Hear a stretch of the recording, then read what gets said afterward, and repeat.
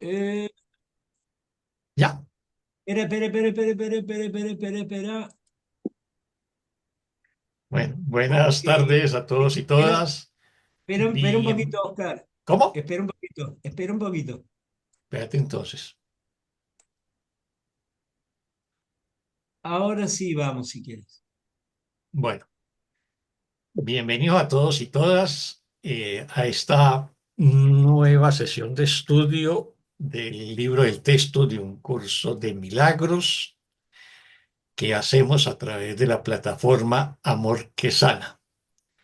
Vamos por el capítulo 15 y la sesión 7, el sacrificio innecesario. Esta sesión ya llevamos 2 miércoles estudiándola porque nos hemos detenido mucho a reflexionarla y a trabajarla porque tiene que ver mucho con cómo operan las relaciones especiales. ¿Cuál es el mecanismo con el que enganchamos a nuestros hermanos para mantener las relaciones especiales? Los manipulamos a través de la culpa, pero el instrumento es la ira, ¿no? Bueno, este tema lo encontramos, venga a ver un momentico en qué página lo encontramos. 354. 354, empieza la 351, pero vimos hasta el párrafo 10, así que hoy continuamos con el párrafo 11 y ese está en la página 354. Si es en la edición nueva, sería la página 359 y el párrafo 10 lo encontramos, el 10 y el 11 en la 362. Voy a hacer un breve resumen de lo que vimos en estos 10 primeros párrafos para que nos sintonicemos y continuemos luego con el estudio del párrafo 11. Este es una sesión, esta sesión 7 o subtítulo 7 del capítulo 15, yo la considero muy central en el capítulo 15 porque en las sesiones anteriores que hemos visto de este capítulo 15, pues nos va describiendo los elementos de las relaciones especiales y los elementos de lo que constituye una relación santa. Pero, y nos hablaba pues de varios elementos que constituyen la relación santa y también eh, otros elementos que constituyen la relación especial. Pero en este nos explica cuál es el mecanismo. En esta sesión sobre el sacrificio innecesario nos va a explicar el mecanismo que utiliza nuestro ego para entablar las relaciones especiales. Es un mecanismo psicológico que lo operamos casi que inconscientemente y es el instrumento de la ira. Yo me pongo iracundo con un hermano, me pongo bravo, furioso, para hacerlo sentir culpable. Y cuando lo hago sentir culpable, entonces lo someto. No, él se siente culpable y yo lo puedo manipular, yo lo puedo controlar. No, ese es un mecanismo que lo hacemos inconscientemente y lo hemos venido, por eso hemos detenido tanto a lo largo de las 2 semanas previas, porque pues ha despertado interés en los hermanos y hermanas que han venido participando y han venido expresando pues sus preguntas, sus inquietudes sobre el tema. Así que voy a repasar muy rápidamente este, estos 10 primeros párrafos. El párrafo primero está centrado en el tema de la atracción. O sea, estamos sometidos a 2 atracciones. La atracción que ejerce el ego sobre nosotros, ¿no? Que está, mm, que es la atracción de las relaciones especiales de amor y odio especial, y la atracción que ejerce, digamos, el Espíritu Santo Dios, que es la atracción del amor. y nos van a recordar que pues no hay ningún otro amor que nos pueda satisfacer, sino pues el amor verdadero, o sea, el amor de Dios. Luego nos va a decir que en el párrafo 2 que el ego entabla relaciones con un solo propósito. Y ese solo propósito es obtener algo, o sea, las relaciones que nosotros establecemos en este mundo, y las relaciones de pareja, de trabajo, de comunidad, bueno, de estudio, lo que sea, siempre, si estamos en la universidad, estamos en el colegio o estamos en la comunidad, pues establecemos relaciones con algunos y con otros no, ¿no? En la universidad pueden haber 40 alumnos en mi clase y yo te establezco relaciones muy especiales con dos o tres, ¿no?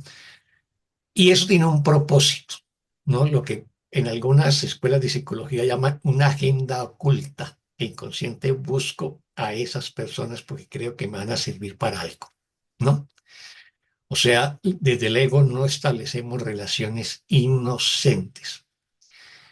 Y para obtener ese algo, vamos a hacer que ellos se sientan culpables. Así que en algún momento le disparamos el dardo de una queja, de un reclamo, de un reproche o una manifestación de ira. Eso dispara la culpabilidad en el otro y además nos hace creer que nos liberamos de la nuestra.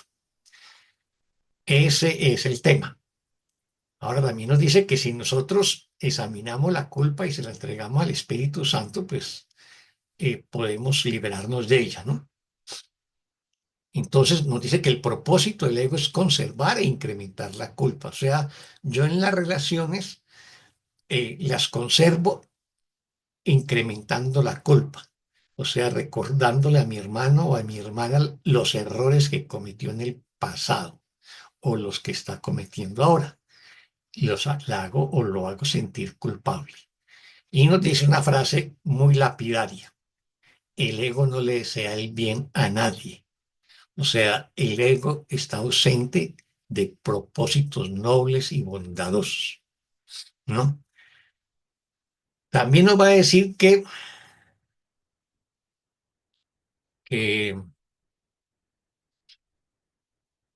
el tema del sacrificio. Entonces, el ego toda relación que el ego entabla está basada en la idea de que sacrificándose a sí mismo, él se engrandece.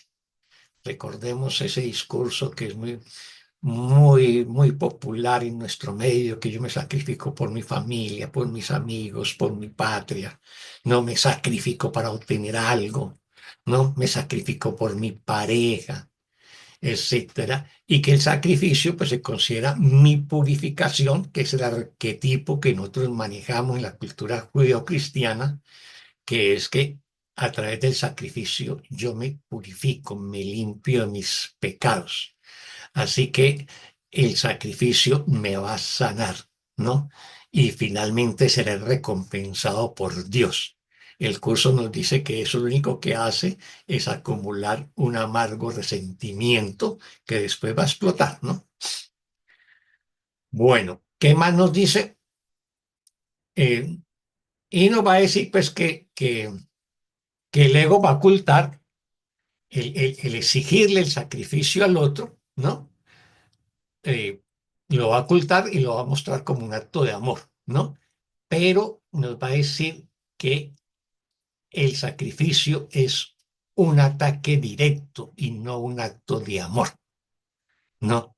O sea, cuando yo le estoy reprochando a mi pareja todo lo que he hecho por ti, todo lo que me he sacrificado y todas esas cosas, y le estoy reclamando para hacerla sentir culpable, eso no es un acto de amor, eso es un ataque directo, ¿no? Y lo hacemos con frecuencia, ¿no? También lo hacemos de los padres de los hijos, ¿no? Yo me he sacrificado por ti para que estudies, trabajes y tenga un proyecto de vida, ¿no? Lo que busco es hacerlo sentir culpable y manipular a mis hijos, ¿no? No todos manipulamos en este mundo. Todos buscamos hacer sentir culpable a los demás y de esa manera tenemos atados los cuerpos, ¿no? Tenemos atados los cuerpos porque creemos que lo que se une son los cuerpos. Lo que esté pensando el otro no me importa desde mi ego. Lo importante es tenerlo aquí, a mi lado, controlado, ¿no? Ese es el tema y dice que esa pues obviamente son relaciones de mente, ¿no? Así que proclamamos el sacrificio y se lo imponemos, nos lo imponemos a nosotros mismos y se los imponemos a los otros. No le exigimos que acepte la culpa y que se sacrifique también, ¿no? Eso es lo que hacemos y de esa manera es que sostenemos las relaciones especiales en este mundo. Si lo hacemos, nos va a decir que el perdón se hace imposible, ¿no? Pues el ego cree que si perdono, voy a perder al otro que estoy controlando, ¿no? O sea, si lo perdono, lo libero, no permito que sea una mente libre. Y si permito que sea una mente libre, voy a temer que lo voy a perder. Así que prefiero controlarlo, ¿no? Y por lo tanto, pues lo manipulo a través de la culpa. Entonces, nos dice que el ego puede asegurar la continuidad de la culpa que mantiene a todas sus relaciones intactas, es atacando y negando el perdón. Y atacando es poniéndome furioso, ¿no? Desatando mi ira para hacerlo sentir culpable, ¿no? Luego va a entrar en un tema que es muy, muy importante y es ese tema que vamos a ir trabajando.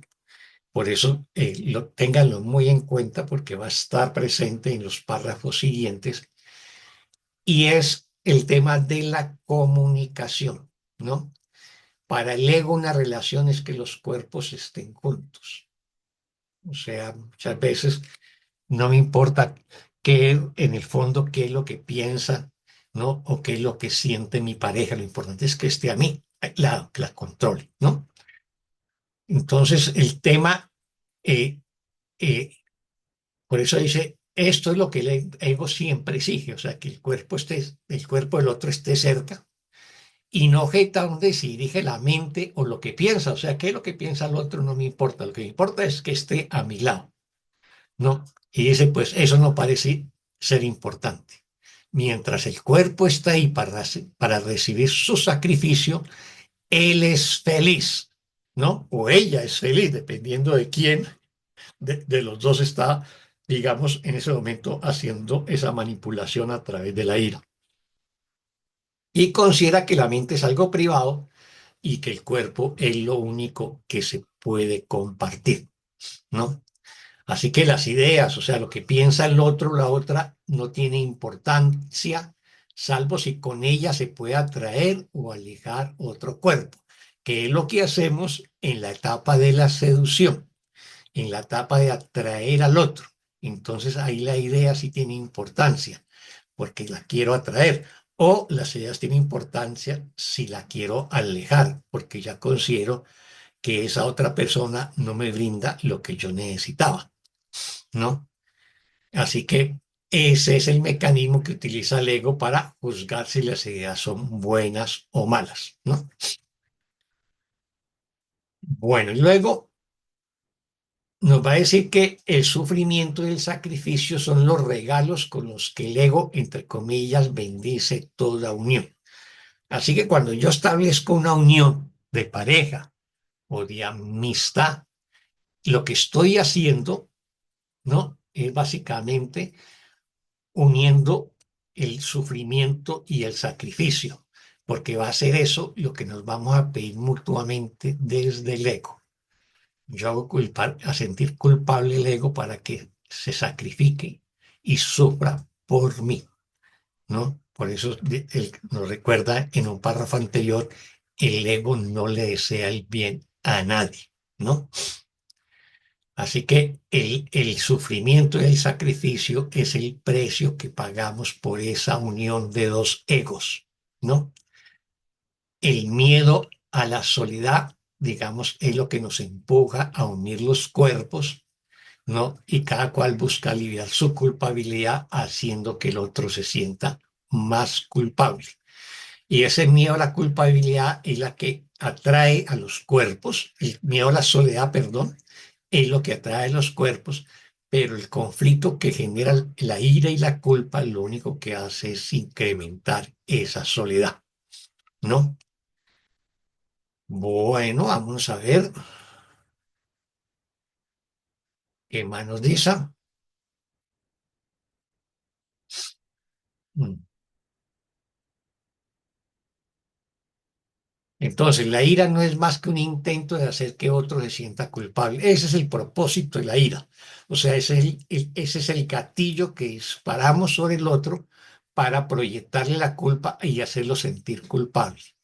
Y este intento constituye la única base que el ego acepta para las relaciones especiales. O sea, la base de las relaciones especiales es la ira, ¿no? Para hacer sentir culpable. Por eso la ira y la culpabilidad son el sustento y la base de las relaciones especiales que establecemos desde nuestro ego. La culpa es la única necesidad del ego, o sea, el ego necesita hacer sentir culpable al otro, ¿no? Porque así cree que también se está liberando de su propia culpa. Y entonces, aquí ya en este párrafo 10 va a entrar en el tema de la comunicación, que va a ser central de ahora en adelante. Y nos dice, mas recuerda esto, estar con un cuerpo no es estar en comunicación.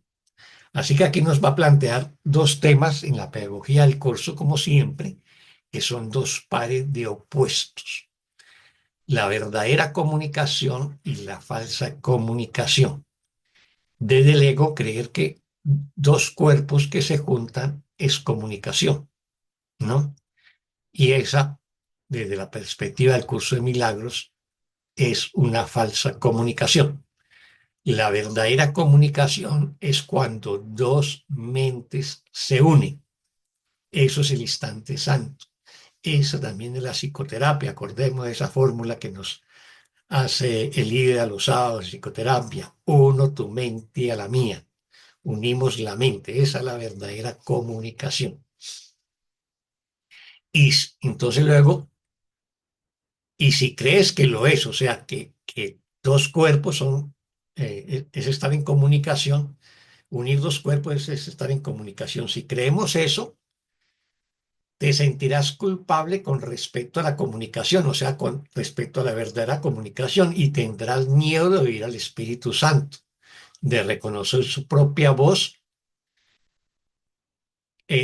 al reconocer en su propia voz tu necesidad de comunicarte. O sea, cuando yo creo que la verdadera comunicación es la comunicación de dos cuerpos, voy a sentirme culpable respecto a la verdadera comunicación, que es la comunicación entre mentes. Le voy a tener miedo al Espíritu Santo y voy a tener miedo a esa necesidad interior de comunicarme realmente. O sea, cuando creo y afirmo que cuando dos cuerpos se juntan es una comunicación, estoy negando la verdadera comunicación. O sea, la de unir mi mente con la del Espíritu Santo, o unir mi mente con mi hermano, o unir mi mente con Dios. Tengamos muy en cuenta ese tema de la comunicación, porque se va a desarrollar en los siguientes párrafos, o sea, el párrafo 11 en adelante. ¿Alguna pregunta de estos 10 primeros párrafos que hemos visto de este subtítulo 7, el sacrificio innecesario, antes de continuar con el párrafo 11?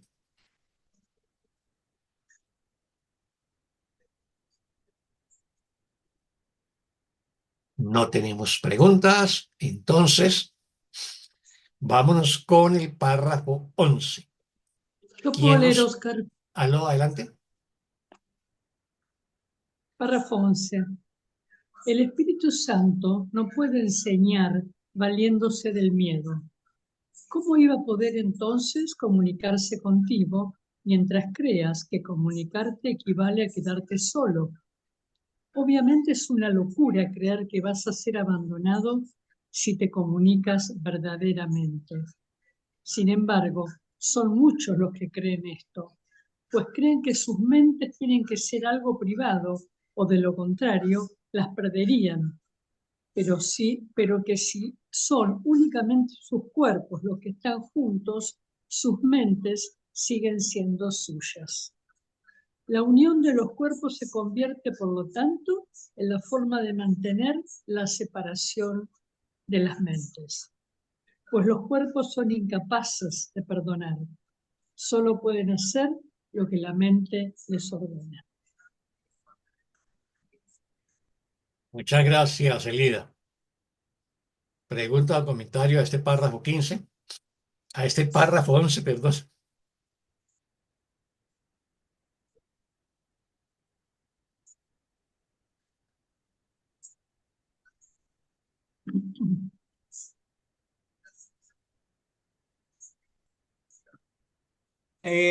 Acá, Oscar, como está expresado, permitime, porque entre destacar y leer, la unión de los cuerpos se convierte, por lo tanto, en la forma de mantener la separación de las mentes, etcétera, etcétera. Pues los cuerpos son incapaces de perdonar, pues creen que sus mentes tienen que ser algo privado o de lo contrario las perderían, pero que sí son únicamente sus cuerpos los que están juntos, sus mentes siguen siendo suyas.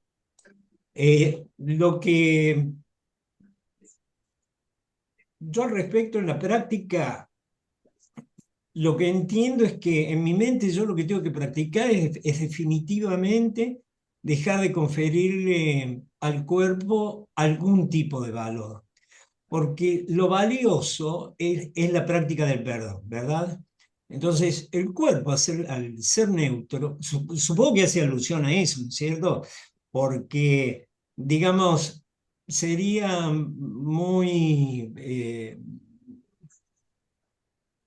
sería muy simple pensar en que uno desea la unión, por ejemplo, cuando uno desea casarse con alguien. Es que eso es desear la unión de los cuerpos. Bueno, para quien no practique el curso de milagros, sí, para quien lo practica, no. Es decir, en la teoría, si yo tengo claro en esto, yo puedo contraer o no matrimonio, yo puedo estar en pareja o no, porque es en mi mente en donde tiene que operar la comprensión de que en el instante santo mismo soy uno con la mente de todos mis hermanos. Sería una obviedad esto de buscar la unión de los cuerpos. No sé si me explico. Ujú. Sí, es cierto, Hockey, pero es lo que hacemos desde el mundo y es lo que hacemos desde el ego. O Sí. sea, eh, y es lo que hacemos y lo hacemos como un mecanismo de supervivencia incluso de la especie, ¿no? Y también como un mecanismo psicológico de sentirnos completos, ¿no? De ahí que hablemos de Ujú. mi media naranja, todas esas cosas. Sí. Entonces, por eso hacemos el cortejo, por eso hacemos el enamoramiento, la seducción, el erotismo, el amor romántico, para atraer a la otra o al otro. Eso siempre lo hacemos y en ese proceso, como les dije la vez pasada, en ese instante de enamoramiento y de cortejo, anulamos los juicios frente a mi potencial pareja. Yo no la juzgo, no la condeno, Sí, ¿no? eso es correcto. Me muestro perfecto y además como necesito psicológicamente esa pareja porque ya determiné que es la que quiero para mí, entonces mm, no la juzgo y más bien engrandezco sus virtudes, las sobredimensiono. Ya cuando se establece la relación de pareja y se asienta la relación de pareja, digamos, como dice, hacemos ante el altar del sufrimiento y del sacrificio esa unión, pues ya nos mostramos nuestros egos tal como son y empieza el conflicto en la relación, ¿Mm? los juicios, los ataques, la ira para hacerla o hacerlo sentir culpable. Ese, digamos, es el mecanismo que opera en nuestro ego y todo lo hacemos a todo nivel. O sea, lo hago yo con mi pareja o mi pareja conmigo, lo hacemos los padres con los hijos, Cuando los regañamos, los castigamos, entonces los hacemos sentir culpables y ellos también lo hacen con nosotros, ¿no? Aprenden que llorar es el mecanismo para llamar atención cuando son muy bebés porque ni siquiera hablan, entonces están Sí, enfermos, tienen hambre, se han cagado, entonces lloran y saben que ese es el mecanismo para llamar la atención y después siguen llorando por todo. Y de esa manera también manipulan a los padres. O sea, todos lo hacemos desde el ego. Ahora, este párrafo, pongámosle cuidado a las primeras dos oraciones. Aquí está bueno, apuntando, eso estaba por decir, claro, está ¿no? bien. ¿Qué es lo que está apuntando este párrafo? Es que como ya lo que ha hecho Jesús hasta el párrafo 10 es mostrarnos de una manera absolutamente descarnada el ego y muy cruda, y tal vez por eso nos impactó tanto en las dos sesiones pasadas y por eso hubo tanta pregunta y tanta reflexión. Y bueno, eso nos enriqueció mucho con todas esas preguntas. ¿Cuál es el temor que nos da el curso en estos momentos cuando nos describe el ego así tan descarnadamente? Que no le desea el bien a nadie, ¿no? Que nos ponemos furiosos con el otro para hacerlo sentir culpable y controlarlo y dominarlo, someterlo, ¿no? Manipularlo, etcétera.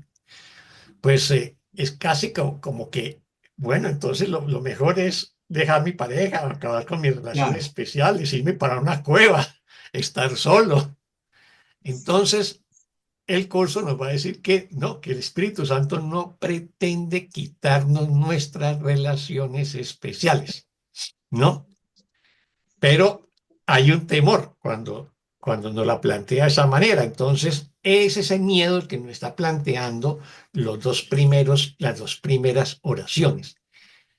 El Espíritu Santo no puede enseñar valiéndose del miedo. O sea, si yo encuentro que mi relación en mis relaciones especiales son dañinas, porque realmente son dañinas, no sí. son dementes, son monstruosas, como nos lo dice en un párrafo anterior. La monstruosidad, Entonces, pues voy a evitar tener ese tipo de relaciones.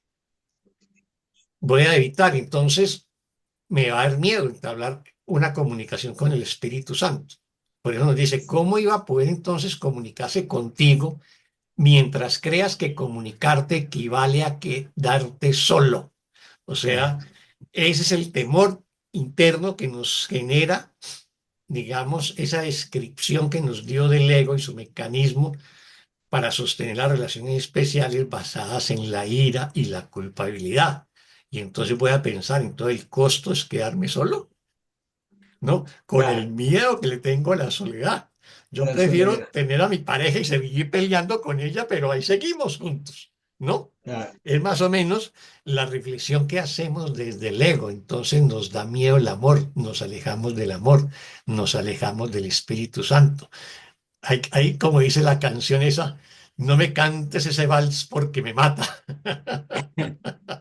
O sea, ese es el temor que nos da cuando ya Jesús nos describe ese mecanismo de nuestro ego. Y por lo tanto, nos está diciendo, solamente el Espíritu Santo nos puede enseñar valiéndose del amor y no del miedo. O sea, no pretende quitarnos la pareja, claro, no pretende que nos quedemos solos. Ese es el tema que va a desarrollar el párrafo. Entonces luego nos va a decir, obviamente, es una locura creer que si te comunicas vas a ser abandonado.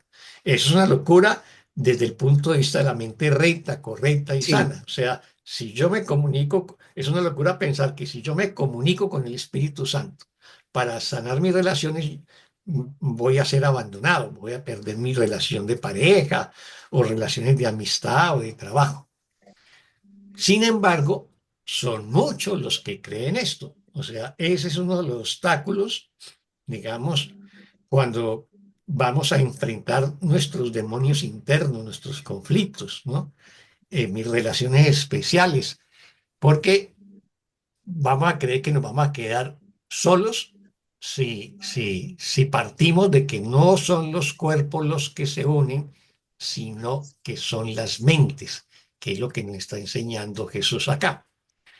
Pues creen que sus mentes tienen que ser algo privado o de lo contrario las perderían.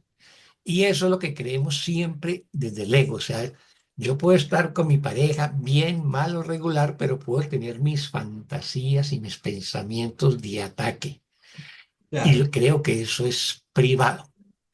Y creo que si no fuera privado, pues perdería la relación. Se destruiría esa relación especial. Pero que sí son únicamente, pero que si son únicamente sus cuerpos los que están juntos, sus mentes siguen siendo suyas. Ese es el tema que nosotros hacemos desde el ego. O sea, finalmente yo conservo mis pensamientos privados porque no son pensamientos amorosos y por lo tanto no los comparto y mantengo la relación física de cuerpos y no estoy solo. Eso es lo que me digo desde el ego.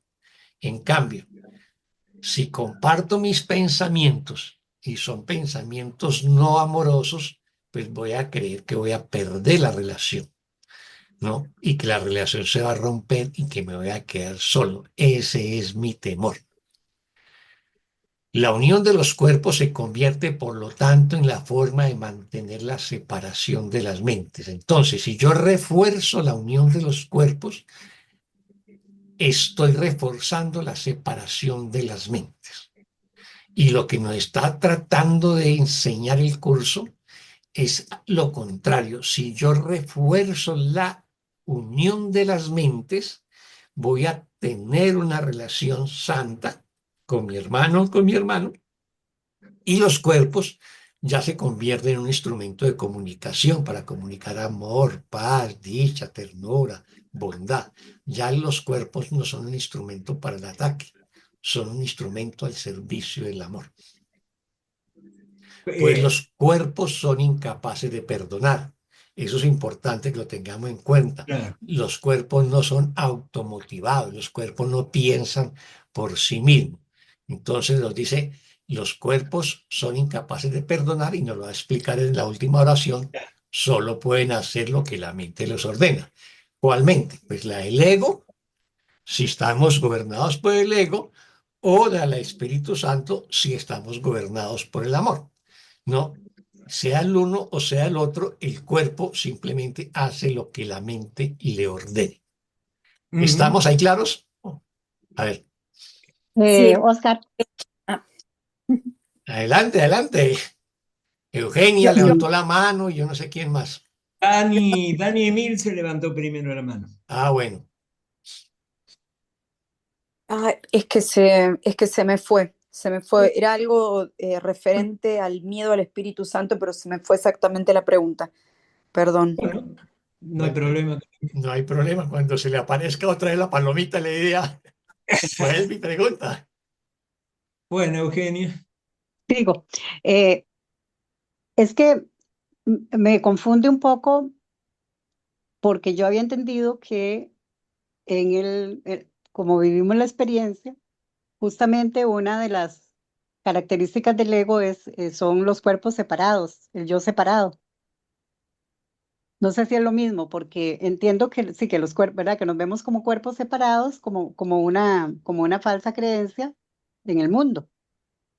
Entonces, cuando aquí se habla de la unión de los cuerpos, y lo que buscamos es visualizar desde el ser en unidad, entonces ahí se me confunde un poco. Ser, unidad y los cuerpos separados o los yo separados en el mundo. Y la mente, claro, la mente en unidad también, o sea, la unidad de la mente es fundamental. Pero entonces ese párrafo me confunde por eso. Cuando me dice la unión de los cuerpos, no es, digamos, el elemento fundamental para la comunicación, sino que es la mente. Y por otra parte me dice que en el mundo nos vemos como seres separados, como seres limitados. Entonces, ¿cómo lo resuelvo? A ver, Eugenia, vámonos a la génesis no el libro de Génesis, sino de la génesis del ego. Del curso. Ajá. Ah, el ego. Ok. No, o sea, ¿qué es lo que nos dice el curso? Bueno, también el Génesis de la Biblia también lo explica a su manera, simbólicamente. O sea, en el Génesis de la Biblia simplemente estábamos en el cielo, vivíamos en paz, armonía, plenitud, absoluto bienestar, eternidad, amor, paz y dicha, y, Unidad. com- y cometimos un error o un pecado que llama el original, y entonces Dios nos sacó a patadas del paraíso. Esa es la separación, ¿sí? Ajá. Desde el punto de vista del curso, pues no fue Dios, sino fuimos nosotros los que elegimos la separación, y originalmente siempre hemos sido mente. Recordemos el repaso de hoy. Soy tal como Dios me creó y como me creó Dios, como espíritu, como mente. Entonces, para hacer real la separación, pues comenzamos a fabricar este mundo como un opuesto al del cielo. O sea, si Dios es amorfo porque es espíritu, pues aquí creamos un cuerpo y le damos Ok. forma, ¿no? Ujú, ujú. Si Dios es la unidad, nosotros creamos la multiplicidad. Ajá. Por lo tanto, el curso nos dice que la mente del Hijo de Dios que cree a veces separado del Padre se fracciona en millones y millones de pedazos. Esos Ajá. millones y millones de pedazos son los millones y millones de cuerpos que nosotros creemos ver en este mundo. ¿Sí? Entonces, Ujú.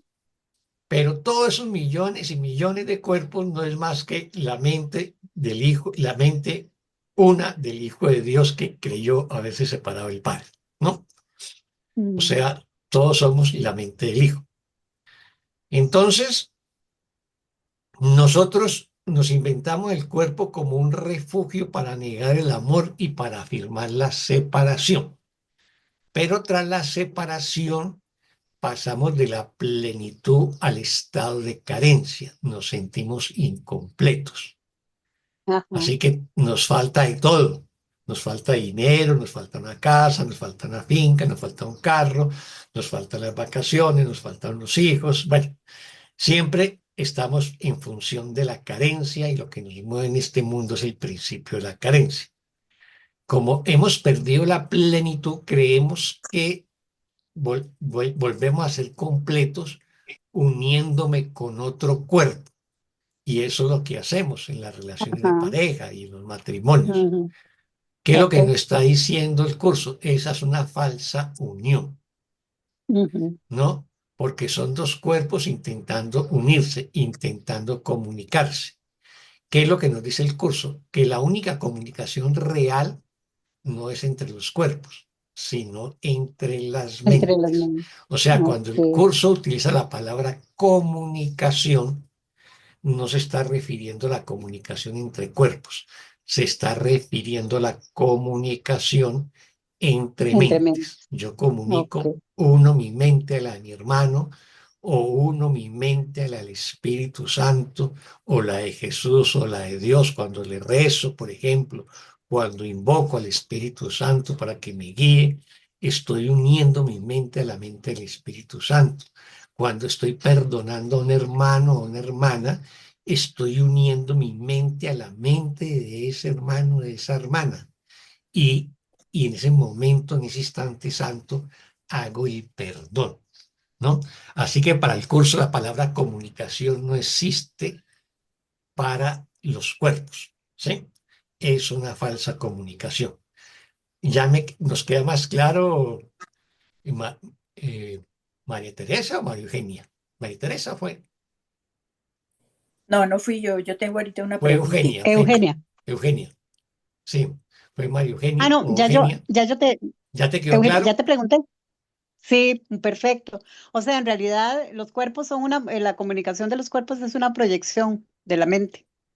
Exactamente, el cuerpo no es más que una proyección de la mente, todo es Ok, mental. De la mente se fabrica los cuerpos como se fabrica este mundo, pero, ok, nos, pero la causa es la mente, el origen es la mente.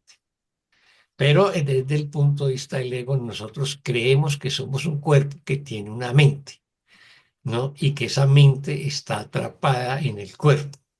Así que el curso nos va a decir que el cerebro no piensa y la mente no está en el cerebro y tampoco son los ojos los que ven, ¿no? Es la mente la que ve. Entonces, ese principio es muy importante que lo tengamos en cuenta.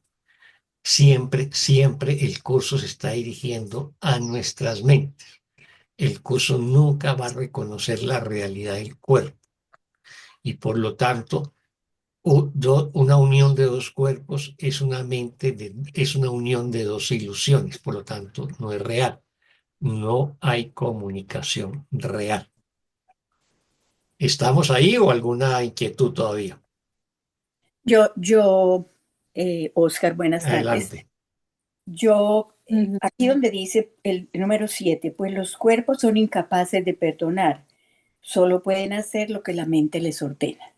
Yo quería hacer comentarle algo. Para mí el curso de milagros ha sido como un cambio de percepción de la mente, pero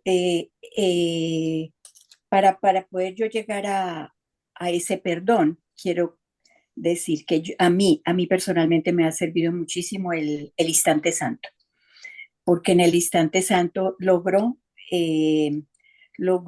unirme, pedirle la ayuda a ese Espíritu Santo y yo siento la ayuda. Entonces, cuando yo siento que yo tengo esa luz, esa ayuda, yo ya, yo personalmente ya he sido capaz mucho más de perdonar. No tengo que estar pidiendo perdón verbal, no, pero hay muchas formas de perdonar, ¿verdad? Si estoy mal con alguien, yo ya soy capaz de ponerle una notica simplemente, ¿verdad? Una notica, si yo tuve la culpa, lo siento, no sé qué me pasó, cualquier cosa que yo no lo hacía nunca. Entonces, para mí el instante santo es algo supremamente grande y valioso que he encontrado yo en el curso de milagros y pues para mi vida personal, porque el solo hecho de que yo sea capaz de perdonar quiere decir que ya he dejado de juzgar, que ya he dejado de señalar, ¿cierto? Al menos que me doy cuenta, ¿no? De pronto que me doy cuenta de que lo puedo hacer y que lo he logrado hacer. Eso era lo que yo quería comentar.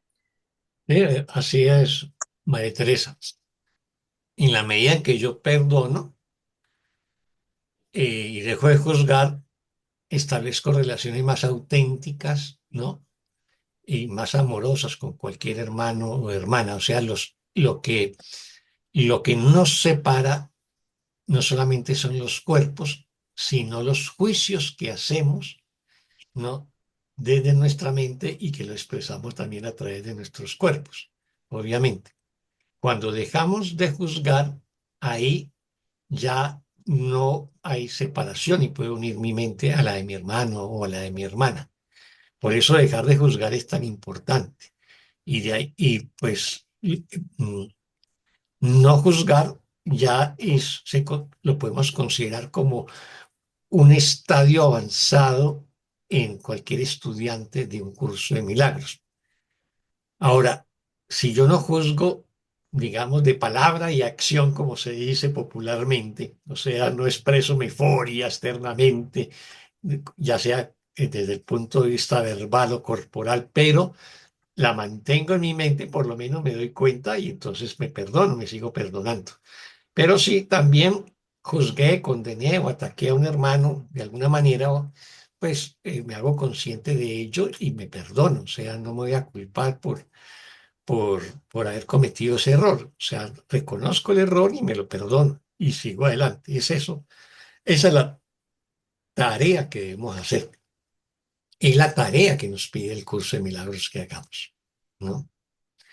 Alguien pregunta, eh, bueno, pues aparece como Anolisec, ¿dónde está la mente? Esa es una pregunta antiquísima, ¿no? Cuando leí la pregunta ahí en el chat de Zoom, eh, esa pregunta se la hizo Bodhidharma que digamos, fue como sí, como el maestro espiritual budista que llegó a la China y que introdujo el budismo en China, ¿no? Eso también hace como 2000 años por lo menos. Y le pregunta, ¿dónde está la mente? ¿No? ¿Alguien me la puede mostrar? ¿Alguien me la puede enseñar? ¿La puedo ver? ¿La puedo tocar? ¿Está en la cabeza? ¿No? Y realmente la mente, como dijo alguien por ahí, está en todas partes. Y lo que pasa es que nosotros creemos que la hemos confinado en el cuerpo y por lo tanto lo que vemos con los ojos y lo que vemos lo que sentimos con los órganos de los sentidos del cuerpo es muy limitado, ¿no? Pero cuando nosotros nos distanciamos del cuerpo, o sea, ya no nos reconocemos como cuerpo, nos desidentificamos del cuerpo y no le damos ningún significado al cuerpo, entonces nos vamos a, a, a asumir o a comprender que somos mente y por lo tanto la mente es ilimitada. Preguntémonos a dónde va la mente cuando soñamos. Sale completamente del cuerpo y crea otras realidades que las sentimos muy vividas, muy reales cuando soñamos. Pero cuando estamos digamos, en el estado de vigilia con el cuerpo, creemos que la mente está limitada al cuerpo, pero es una creencia y una autolimitación que nosotros mismos nos hicimos. Si alguien ha estado en sesiones de hipnosis, se van a dar cuenta cosas extraordinarias que una mente puede lograr en hipnosis. Yo me acuerdo, estando también muy joven, hace varias décadas atrás, ¿no? Que participaba en un taller que llamaban algo así como de metafísica, ¿no? Y se trabajó mucho temas de hipnosis y se hicieron cosas fantásticas. El instructor hipnotizaba a uno del grupo y, y le decía, mm, ¿qué tiene, qué tiene la persona que está 2 puestos detrás de ti en su saco? Entonces dijo, sus documentos. ¿Y qué documentos? Tales. ¿Qué número tiene el documento? Tal. ¿Qué nombre tiene el documento? Lo fue diciendo, ¿no? Todo lo que tenía el otro se lo leyó, se lo leyeron a la persona hipnotizada, ¿no? Y así también cosas corporales, no sentir nada, o sea, estar completamente anestesiado en hipnosis, o sea, te punzaban con una aguja y no sentías nada. A mí me hicieron sentir como un árbol y quedé como un palo y colocaron mi cuerpo, lo elevaron y colocaron mi cabeza sobre el espaldar de una silla y los pies sobre la espaldar de la otra silla y yo quedaba recto en el aire. Y me decían, levante una pierna y la levantaba, levante un brazo, lo levantaba y seguía ahí como un palo. O sea, la mente es extraordinaria, tiene un poder infinito, pero nosotros nos hemos autolimitado, es una creencia, pero la mente es ilimitada, ¿no? Somos absolutamente ilimitados y eso es porque somos todavía tal como Dios nos creó. La separación no es más que una creencia, no es más que un pensamiento de separación, no es más que un sueño de separación. Pero la mente no es propia. Para el curso no. O sea, para el curso Exacto. no existen pensamientos privados porque somos una sola mente, la mente Somos del una Hijo de mente. Dios, Ajá. ¿no? Exacto. Y eso también lo identificamos, ¿no? Nosotros hay veces percibimos lo que piensa el otro, o hay veces yo voy a decir algo y el otro lo dijo Lo dice. simultáneamente conmigo. eh, Ujú. o iba a llamar a alguien y ese alguien me dijo, precisamente te iba a llamar. Bueno, cosas por el estilo nos suceden en la vida Así, cotidiana. Aquí hay un dicho que dice, me robaste el pensamiento. Sí, Me o, imagino que en todo o percibimos las lado. intenciones del otro, de la otra. ¿Ves? Entre más Ajá. sensible Sí, pero como sea un una dicho así. mente, entre más sensible sea una mente, porque se ha cultivado y todas las cosas, va a tener unas capacidades de percepción extrasensorial más altas. Y esos son todas las personas que tienen facultades extrasensoriales y que lo utilizan, pues, como para prestar un servicio o simplemente para hacer teatro y cobrar por ello, ¿no? Alguien levantó la mano. Soraya, adelante, Soraya. Sí, Oscar, buenas tardes a cada Buenas uno de tardes. ustedes. Sí, Oscar, yo acá quisiera compartir algo con respecto a lo que nos dice Jesús y nos repite una y otra vez, ¿no? Como eso que dices tú, que está en una lección, que no somos cuerpos, somos espíritu, que nuestra mente es ilimitada y tiene un poder que no reconocemos y que aparentemente pareciera que tuviéramos miedo todavía a ese poder de mente para usarlo. eh, para usar el poder de la mente a favor del espíritu o el amor. Y se me venían como estas ideas que nos entrega el curso, que varias veces nos dice que nuestros oídos no escuchan y que nuestros ojos realmente no están viendo nada, sino que es la mente la que está percibiendo y tal como dices tú, que no hay pensamientos privados. Y yo hace como 2 semanas atrás, yo te comentaba, Oscar, que estaba acá en mi casa y mi esposo se estaba duchando y yo estaba afuera estaba tejiendo y en algún momento yo lo siento orar o mantriar y, y a mí me dio como una alegría, ¿no? Yo dije, ah, mira, debe estar orando o lo sentía recitando algo, la verdad, recitando. Y cuando sale de la ducha, después a mí se me olvidó preguntarle, oye, ¿qué es lo que estabas cantando? O te oí decir algo, pero se me fue. Y al otro día estábamos hablando de algo y me habló algo de unos mantras que cantaba con su maestro y todo. Y yo le dije, sí, sí, yo ayer te iba a preguntar qué es lo que estabas mantriando, qué estabas cantando. Entonces él me queda mirando, me dice, sí, yo estuve, pero estuve cantando, orando en silencio, no pronuncié palabras. Y yo dije, wow, yo lo escuché, una parte de mi mente lo percibió, no con los oídos, pero yo percibí que él estaba conectándose o cantando, su boca no lo transmitió oralmente, pero yo lo oí, y sé que entonces no fueron mis oídos, fue mi mente que lo percibió. Así es. Eso me sucedió. Sí. Sí, es una bonita experiencia la que me había compartido Soraya y gracias por compartirla aquí en el grupo. La verdadera comunicación no requiere de palabras. Es más, las palabras sobran, como nos dice el curso. Las palabras son símbolos de símbolos y por lo tanto están doblemente alejadas de la realidad. La verdadera comunicación no necesita palabras, pero nosotros en este mundo creemos que necesitamos las palabras, pero realmente no se necesita. Yo les compartí un pequeño texto que se llama La verdadera comunicación sobre eso. Ujú. Y por qué las palabras, eh, pues nosotros creemos que nos comunicamos con palabras o necesitamos comunicarnos con palabras porque nos identificamos como cuerpos.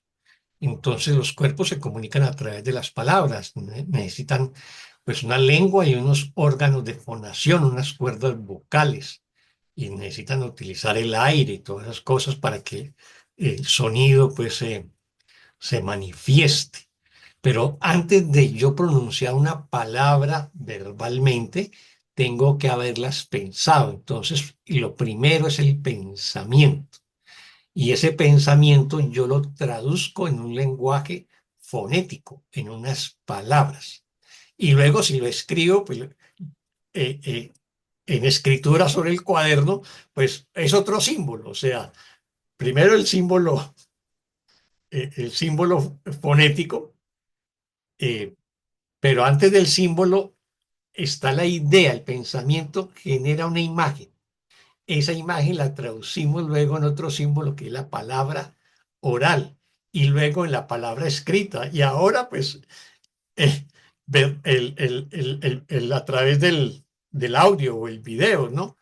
Pero todo eso nos aleja cada vez más de la fuente, y la fuente es la mente, que genera el pensamiento, la imagen, la palabra, ¿no? Etcétera. Pero pues Dios es amorfo, por lo tanto no tiene ni boca, ni lengua, ni cuerdas vocales, ni nada de esas cosas. O sea, la verdadera comunicación es mental. Así que cuando nosotros logramos algunos niveles de comunicación mental con algunos seres cercanos, tenemos que sentirnos pues congraciados porque hemos logrado trascender las limitaciones del cuerpo y reconocernos como mente. Muchas gracias, Soraya. ¿Alguien más? Una pregunta, Oscar. Adelante. Mente, cuerpo, entonces digamos que cuerpo es forma y mente es contenido, podríamos decir. Sí, desde el punto de vista de cómo lo entendemos en este mundo, pero para el curso lo único real es la mente, el cuerpo no es Ajá, real. En este mundo ajá. nos consideramos Sí, que para somos cuerpo y mente, forma. ¿no? Eh, Cuerpo y mente, eso desde la modernidad, porque los griegos, eh, como todo, digamos, la base de la cultura occidental, básicamente la cultura griega.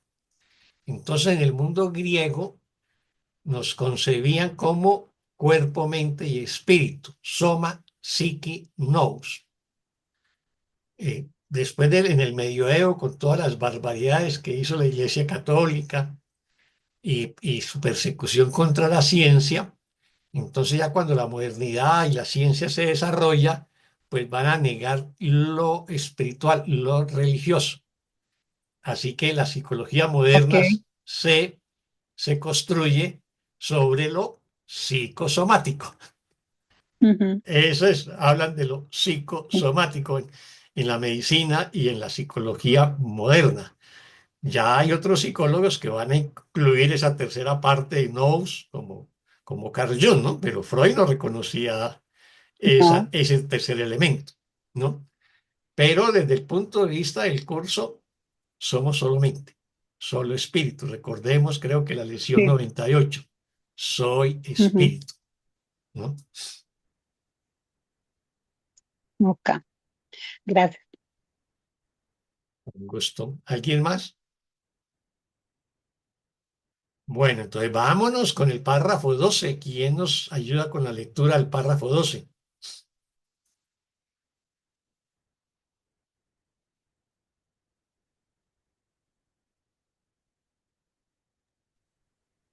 Si quiere yo la hago, Oscar. Adelante, María Teresa, gracias. 12, ¿verdad? ¿No? Sí, Sí. El párrafo 12 dice, la ilusión de que el cuerpo goza de autonomía y de que es capaz de superar la soledad es tan solo una estratagema del ego para establecer su propia autonomía. Mientras creas que estar con otro cuerpo es tener compañía, te verás obligado a tratar de reducir a tu hermano a su cuerpo y a confinarlo allí mediante la culpabilidad. Y te sentirás a salvo en la culpabilidad y en peligro cuando te comunicas. Y te sentirás a salvo en la culpabilidad y en peligro cuando te comunicas, pues el ego siempre enseña que la soledad se supera mediante la culpabilidad y que la comunicación es la causa de la soledad. Y a pesar de la evidente demencia de esta lección, son muchos los que la han aprendido. Y a pesar de la evidente demencia de esta lección, son muchos los que la han aprendido. muchas gracias, Con gusto. María Teresa. ¿Pregunta o comentario sobre este párrafo 12?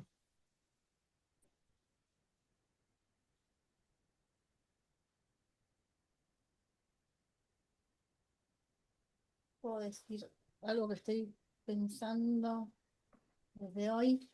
Este tema de si lo que tengo en la mente se supiera o se expresara y lo mantengo privado, me parece que incluye un juicio negativo en principio, ¿no? Porque ¿qué tendría de malo que yo exprese o que el otro sepa mi pensamiento privado si no creyera yo que hay algo malo en él, ¿no? Esto como que estaba pensando, el pensamiento yo lo mantengo privado porque yo creo que si no lo mantengo privado va a generar algún conflicto. Por eso es privado nada más, porque cuando realmente como hacemos o el instante santo o lo que sea, muchas veces se desdibuja ese temor que yo tengo del pensamiento privado, ¿no? Entonces, bueno, eso, ¿no? Como que el pensamiento privado incluye un juicio. Eso como que veo, ¿no? Si no, no lo mantendría privado. Exactamente. Ya lo has dicho perfectamente, Silvana. Silvana. Sí. Obviamente, desde el ego consideramos que el pensamiento privado es un derecho, ¿no? Y lo defendemos y lo elevamos a categoría constitucional o legal, ¿no? Y lo exigimos, el derecho a la privacidad, el derecho a la intimidad, el derecho a pensar lo que yo quiera, ¿no? El tema es que, como lo dijo Silvana, lo mantengo privado porque son juicios, porque son pensamientos de ataque o son pensamientos de miedo, pero de todas maneras el miedo va a conducir al ataque. O sea, el miedo a ser atacado me lleva a atacar. Eso lo acabamos de ver la semana pasada con el famoso ataque preventivo de Israel contra Irán, ¿no? O el ataque preventivo de Estados Unidos contra Irán. O sea, el miedo conduce al ataque. Todo pensamiento de miedo es un pensamiento de ataque. No, todo juicio es un ataque. Y eso es lo que queremos mantener en privado. Eso es lo que queremos mantener reservado. Si son pensamientos de amor, de ternura, de bondad, de inocencia, de alegría, eso los compartimos y no tenemos ningún problema en compartirlos. ¿Ves? O sea que el amor no necesita esconderse de nada ni de nadie. Y la naturaleza del amor es compartir, unir, integrar. Esa es la gran diferencia. Entonces, ese derecho fundamental que proclamamos en nuestras democracias liberales como el derecho a la privacidad, ¿no? Y a conservar mis pensamientos privados no es más que un mecanismo de defensa del ego y de afirmación del ego. El ego no podría sobrevivir sin los pensamientos privados. ¿Por qué? Porque sería la guerra de todos contra todos, ¿no? Y sería una guerra a muerte. Eso es. Entonces, eso es un mecanismo de protección y de preservación del ego. Así que yo tengo esos pensamientos privados de juicio y ataque contra un hermano y una hermana, ¿no? Y me muestro amoroso, amable o caballeroso, pero en el momento determinado mando mi ponzoña, ¿no? Y le clavo la ponzoña como hace el escorpión. Y le va a preguntar al escorpión, ¿por qué me lo hiciste? Si dices que esa es mi naturaleza, ¿no? Y esa es la naturaleza del ego. Por eso quiere mantener los pensamientos privados. Ese es el tema. Todo el tema de los derechos humanos que proclamamos digamos, en el mundo liberal y las democracias liberales donde vivimos, pues los consideramos un avance de la civilización, pero es un avance de la civilización egoica, porque finalmente los derechos humanos se los estoy exigiendo al Estado o a los otros, ¿ves? Y ellos supuestamente me tienen que proteger, pero no. me salto la Carta de Naciones Unidas y bombardeo otro país porque creo que me va a hacer daño, ¿ves? Y me salto los derechos humanos y hago una masacre o un genocidio. Ese es el tema fundamental. Entonces, y eso es lo que impide también que nosotros veamos a nosotros mismos. Creemos que nuestra realización, nuestra paz, ¿no? Nuestro bienestar depende de los otros. Y por eso lo Ujú. convertimos en derecho que los exigimos a los otros, pero difícilmente se los concedemos a los otros. Desde nuestro ego no se los vamos a conceder. Si nos dan la oportunidad, no recordemos lo que nos dijo el párrafo anterior, el 11 o el décimo. El décimo, el ego no le desea el bien a nadie. Esa es la naturaleza de nuestro ego, que lo controlamos y que aparentamos ser civilizados y nos tratamos bien y nos respetamos porque creamos unos mecanismos para preservar la convivencia de estos egos. Eso lo llamamos Estado, justicia, policía, o lo que queramos llamar, y que podré ser sancionado, ¿no? Por ello y castigado. Pero la naturaleza del ego es absolutamente agresiva, descarnada, absolutamente. Lo que pasa es que como en nuestra mente parecen convivir esas dos mentes, la mente egoica y la mente amorosa, pues como que hay una especie de equilibrio que hace que vivamos en una especie de dualidad, en una lucha interna. Pero, pero si nosotros no elegimos el amor y no elegimos el perdón, vamos a estar en esa batalla interna todo el tiempo. En la medida que nos perdonamos y nos sanamos, pues la mente se va unificando y se va unificando en el amor. Y por lo tanto lo que voy a comunicar es amor. Y mi cuerpo se convierte en un instrumento al servicio del amor, de la paz, ¿no? De la ternura, de la bondad, del servicio. Eso es. Gracias, Silvana. ¿Alguna pregunta más? Oscar, Este párrafo 12. Oscar, mi santo, Cuente. si bien los cuerpos no existen, ella es Silvina más que Silvana. Ah, ya. Es Silvina. Silvina. Perdone, Gracias. gracias. Oscar, un comentario quería hacer, Adelante, Elida. Muy bueno. que hablando de los pensamientos privados, ¿no? que mencionabas recién en el párrafo que leímos, que creo que a medida que los estudiantes de un curso de milagros practicamos el perdón, bueno, voy a hablar específicamente de lo que yo hago, la psicoterapia que yo hago, cuando hacemos la entrega a la expiación, lo que estamos haciendo es compartiendo o exponiendo pensamientos privados y nos damos cuenta ahí que no son privados. Sobre todo cuando hacemos la psicoterapia grupal es que a todos pensamos lo mismo, que a todos nos pasa lo mismo. Y es un excelente ejercicio para compartir y que se parece mucho a lo que en la religión católica es la confesión. Solo que, bueno, en la confesión a un sacerdote está implícito que hubo un pecado. En este caso no, lo Eres aceptamos como pecador un y error. culpable. Exacto, lo reconocemos como un error y se corrige a través de la expiación, pero creo que el sentido es similar. Estoy exponiendo mis juicios, mis resentimientos, mis pensamientos erróneos, mis culpas, me estoy animando a hacerlo, a liberar. ¿Y qué liberador que es? ¿Qué liberador que es? Es una práctica que necesitamos hacer los distintos cursos de milagro para liberar nuestra mente, ¿no? Exactamente. Sí, claro, la psicoterapia, el curso del perdón es absolutamente liberador. Ahora que hablas del mecanismo de la confesión, eso era mecanismo, y bueno, todavía es un mecanismo de control de la iglesia, ¿no? Eso no aparece en las enseñanzas de Jesús, eso no está en los evangelios, eso es un invento de la iglesia en el medioevo. Sí, Eh, no me quería meter en ese ámbito, sino hacer un paralelismo en cuanto a sí, que sí, ¿no? cada uno en su lugar, Y jugaba un papel psicológico, o claro, sea, exactamente. jugaba en el medioevo.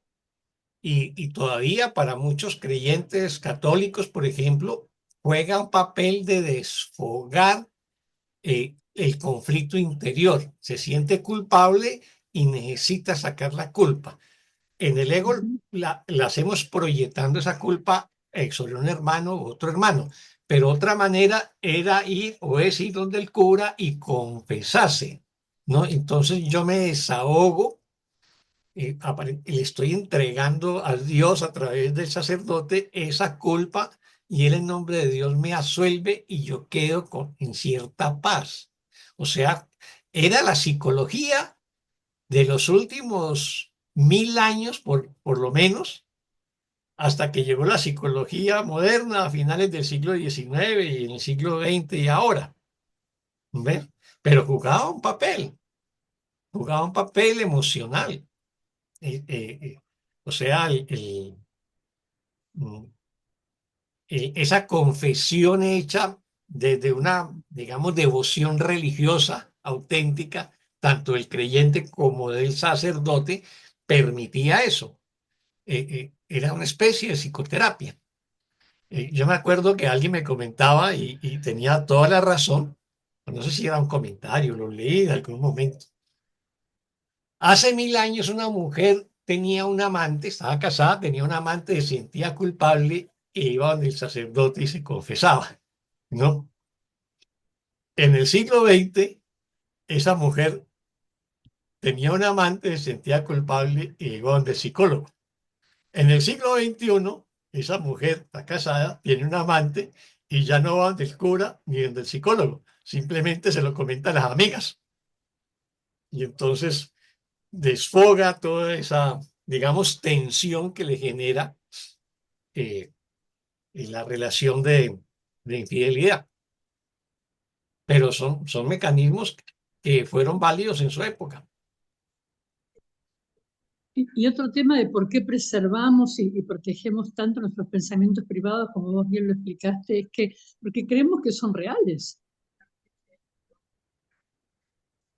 Ah, claro, En la medida creemos que que Sí. vamos quitando valor, ya no es tan terrible decir, bueno, mi personaje cree odiar a su madre porque cree que su madre lo abandonó cuando era pequeño, y en cuanto lo dices y lo reconoces como un error de percepción, ya está, ya está. Depende del grado de valor que le des, ¿no? Por supuesto.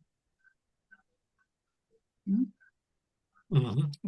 No te escuché lo último que dijiste, Celida. Digo que depende del grado de valor que le des a tus pensamientos. Ah, claro.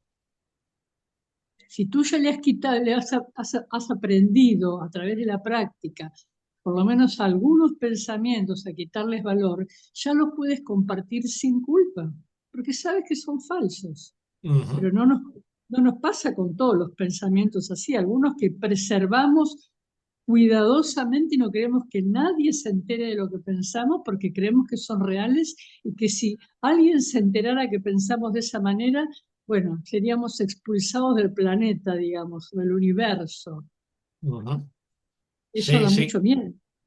sí, nos da miedo. Hay una lesión que ahora no me acuerdo el número, que habla de eso, describe lo terrible que son nuestros pensamientos, ¿no? Son horrorosos los pensamientos que proclamamos privados. Y si lo examinamos, hay veces nos da horror de nosotros mismos. No me acuerdo el número de esa lesión, pero Y no sé si uno habla también cuando habla de la mente que no perdona, me parece que también ahí habla sí, de lo que estás diciendo. es posible que sí. Pero es eso. Por eso los custodiamos y los proclamamos como mi mente, mis pensamientos privados y mi derecho a la privacidad y a esa intimidad mental. Pero finalmente lo que estoy preservando, defendiendo, son todos mis pensamientos de ataque y de juicio. O sea, mi ego completamente descarnado, que no quiero que los otros lo sepan, porque si lo supieran, pues me atacarían, me condenarían, me mandarían al ostracismo.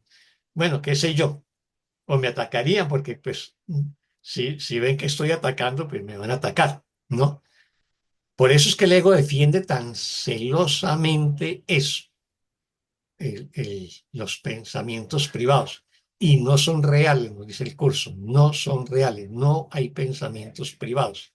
Que es lo que nos explicabas tú en el momento de la sanación en psicoterapia, cuando dices uno mi mente a la tuya, Y se está uniendo la mente del psicoterapeuta con la del paciente y estamos invocando ahí la presencia del Espíritu Santo para hacer esa unión real a través del amor. Pero quienes participamos de la psicoterapia nos damos cuenta que ese conflicto, ¿no? Ese rencor, ese resentimiento que está siendo sometido a psicoterapia, que expuso el paciente, todos lo tenemos y todos teníamos también que sanarlo.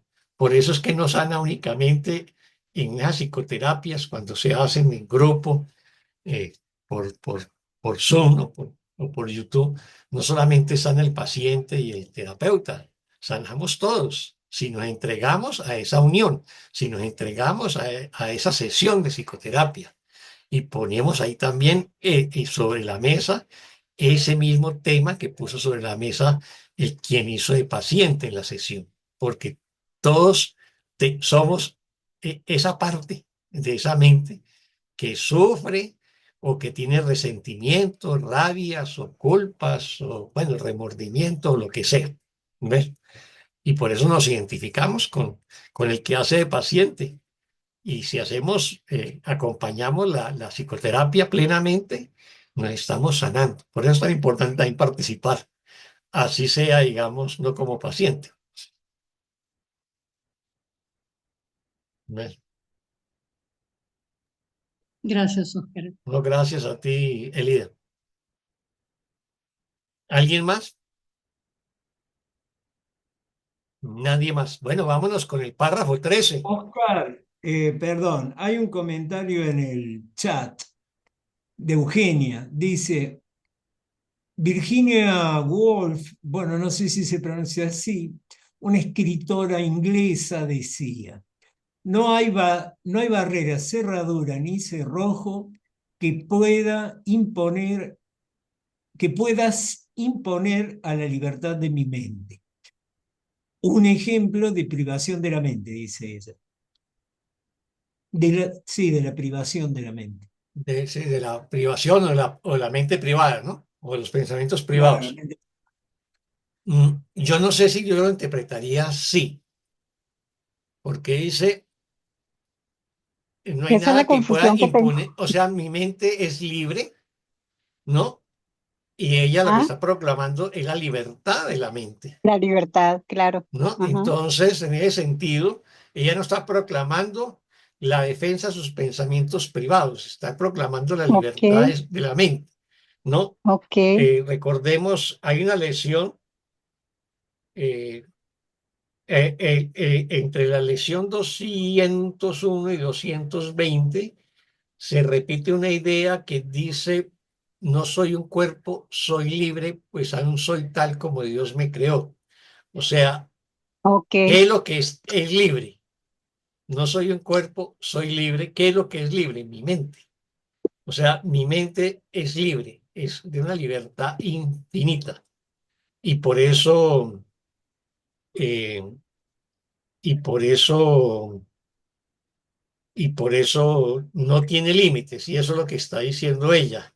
Nada puede limitar a mi mente, nada Ajá. puede Eh, limitar la mente digamos, de un artista, en este caso como escritora, pero también la mente de un pintor, de cualquier artista, de un músico, simplemente él se despliega. Por eso el arte es una de las posibilidades, es uno de los mecanismos más importantes para trascender el cuerpo. Ya Platón lo decía, que lo hacíamos a través de lo bello, lo justo y lo bueno, ¿no? Y cuando habla de lo bello, está refiriéndose al arte, ¿no? Por eso la sensibilidad del artista eh, es tan importante y tiene unas mayores conexiones espirituales los artistas. Tiene una sensibilidad que nos supera a la mayoría de nosotros. a mí me surgió la duda, Oscar. La duda que me surge es porque lo siento un poco ambiguo, porque sí, efectivamente por eso lo coloqué ahí, porque es nadie puede imponer cerraduras ni cerrojos a mi mente. Entonces hay como una ambigüedad en el sentido de que sí, que está la libertad, ¿verdad? Por ser libre, una mente que es libre, pero cuando ella la coloca a mi mente, Ah, bueno, entonces ahí es donde me surge la ambigüedad, porque sí, es como, claro, como, como desde el ego lo consideramos propio. que es mi mente, ¿no? Eso es cierto. Exacto, Pero exacto. vi un programa hace muchos años, hace poco, hace muchos años, vi un programa eh, en televisión de este científico, este físico famoso inglés, que era cuadrapléjico, eh, Hawkins. Eh, él prácticamente fue sufriendo una enfermedad degenerativa y terminó en silla de ruedas. Ni siquiera podía hablar. Y fue uno de los físicos teóricos más importantes y más brillantes que dio el mundo. Y a lo último él se comunicaba en un programa de computadora a través de los ojos, ¿no? Entonces él decía que, bueno, que finalmente terminó con un cuerpo que, que pues no le servía para mayor cosa, ¿no? Con unas limitaciones cada vez mayores. Pero decía, pero en mi mente soy libre.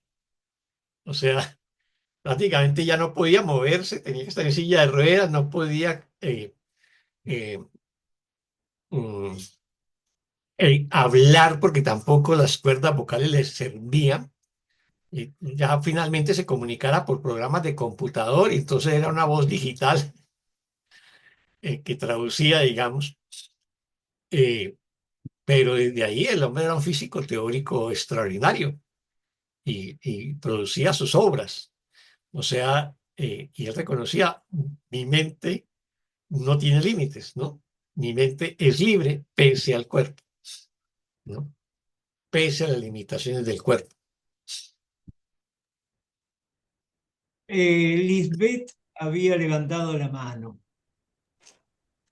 Pues es que ahí no me acuerdo quién escribió que de lo único que puedes ser prisionero es de tus propios pensamientos, o sea, de esa mente. Eso está en Y el eso, curso. ¿verdad? Por Sí. allá va. Sí. Ujú. Eres prisionero de tus propios pensamientos. No eres prisionero de nada ni de nadie. Mm. Así es, Lisette. ¿Alguien más? Bueno, entonces voy a repasar el párrafo 12 porque aquí hay unos temas que creo que es importante que los tengan en cuenta. Yo destaco algunos términos porque son términos que van a estar en todo el curso de milagros, así que no importa que solamente participen en la lección que estamos estudiando, esta sesión, pero si más adelante cogen el curso de milagros, una lección o cogen el texto y se encuentran con ese término, ya saben qué significa, como les expliqué con el término comunicación. Para el curso solamente comunicación es entre las mentes, no entre los cuerpos. Aquí en el párrafo 12 está la palabra autonomía. Cuando el curso utiliza la palabra autonomía se refiere al ego, a ese movimiento que el ego hace para separarse de Dios. Y entonces lo que hace es proclamar su autonomía frente a Dios. Así que la palabra autonomía está relacionada con el ego, no tiene que ver nada con la mente, ni con el Espíritu Santo, ni con la percepción correcta, como llamaría el curso.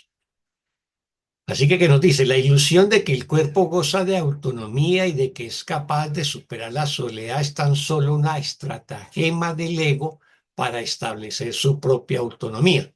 O sea, no es más que una, digamos, un movimiento del ego para proclamar su autonomía. Mientras el ego proclama su autonomía, está proclamando su autonomía respecto a Dios, ¿no? Respecto al amor. Eso es la manera en que se afirma la separación. Mientras creas que estar con otro cuerpo es tener compañía, que es lo que creemos en este mundo, te verás obligado a tratar de reducir a tu hermano a su cuerpo y a confinarlo allí mediante la culpa. Eso es lo que hacemos desde las relaciones especiales. creemos que somos cuerpos, ¿no? Que unir dos cuerpos, eso es compañía, con eso supero la soledad, y si creo eso, necesariamente voy a reducir a mi hermano a un cuerpo, o sea, lo voy a ver como un cuerpo y por lo tanto lo voy a atacar a través de la ira para mantenerlo aprisionado a través de la culpa. Ese es el mecanismo del ego. Y te sentirás a salvo en la culpabilidad y en peligro cuando te comunicas. O sea, yo me siento seguro haciendo sentir culpable a mi hermano y me siento en peligro si me comunico con Dios o con el Espíritu Santo y sano y perdono. Porque en la medida que sano y perdono, voy a liberar a mi hermano de la culpa y por lo tanto no lo voy a tener aprisionado y voy a creer que lo voy a perder. Por eso, como mecanismo de control y defensa, el ego va a recurrir a la culpa. Pues el ego siempre enseña que la soledad se supera mediante la culpa, o sea, las relaciones especiales en este mundo las entablamos para supuestamente superar la soledad, pero esa soledad, la supuesta soledad entre comillas, la voy a manejar es mediante la culpa. Y que la comunicación es la causa de la soledad, o sea que si yo perdono, o sea, me comunico con Dios, con el Espíritu Santo o con la mente de mi hermano, esa es la causa de la soledad. ¿Por qué? Porque voy a compartir mis pensamientos privados, que son mis pensamientos de ataque. Y si comparto mis pensamientos de ataque, me voy a quedar solo. Y a pesar de la evidente demencia de esta lesión, o sea, la del ego, son muchos los que la han aprendido, ¿no?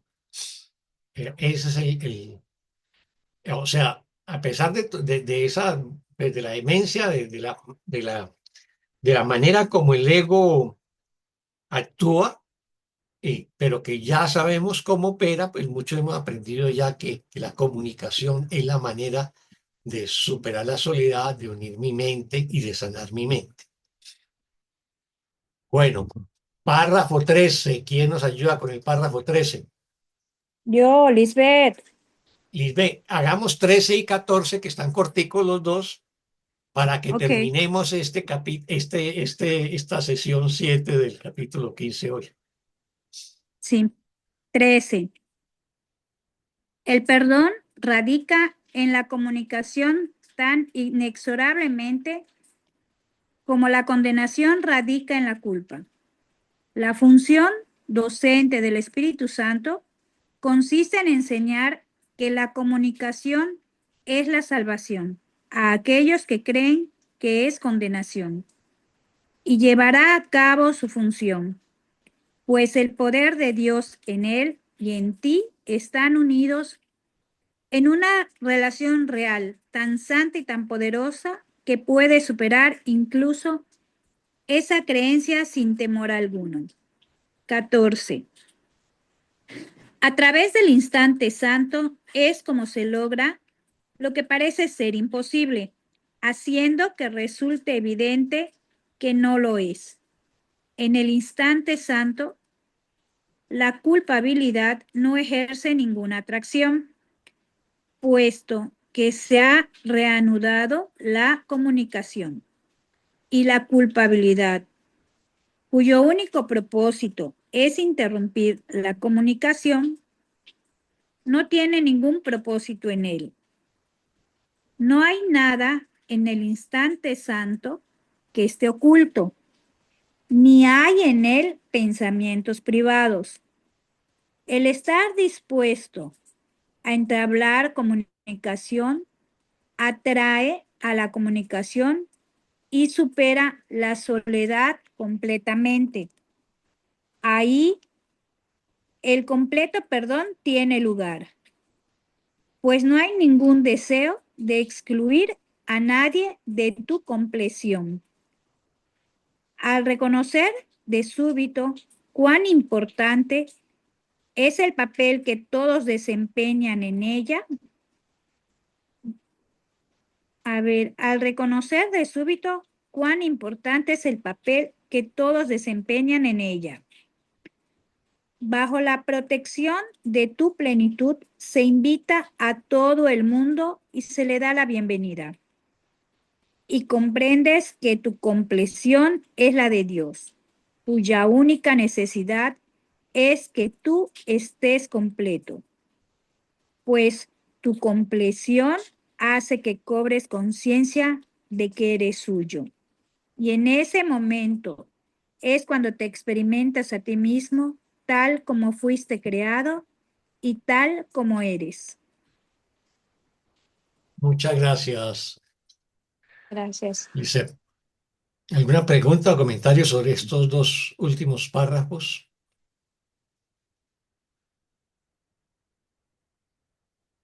Eh, del párrafo, del párrafo 12 creo que es, la ilusión de gozar de autonomía tiene que ver con la ilusión de haberme autocreado.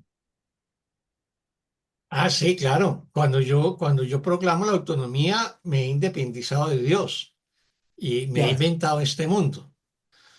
O sea, el curso explica la separación de dos maneras. Una es el instante en que el Hijo de Dios soñó esa pequeña y locada idea de la separación y se olvidó de reírse de ella. O sea, cuando yo me río de los errores, no le doy realidad. Ujú. Cuando acepto el error, o sea, lo reconozco, le doy realidad. Entonces, como me olvidé de reírme de ese sueño de separación, le di realidad a este mundo. Y la otra manera que lo explica es con la autonomía. Proclamé que era autónomo de Dios. Proclamé que podía crear a Dios y podía crearme a mí mismo y crear a Dios. Ese es el movimiento del ego, la autonomía. ¿Ves? Por eso siempre que el curso habla de autonomía, siempre está refiriendo al ego. Gracias, hermano. Ujú. Bueno, ¿alguien más?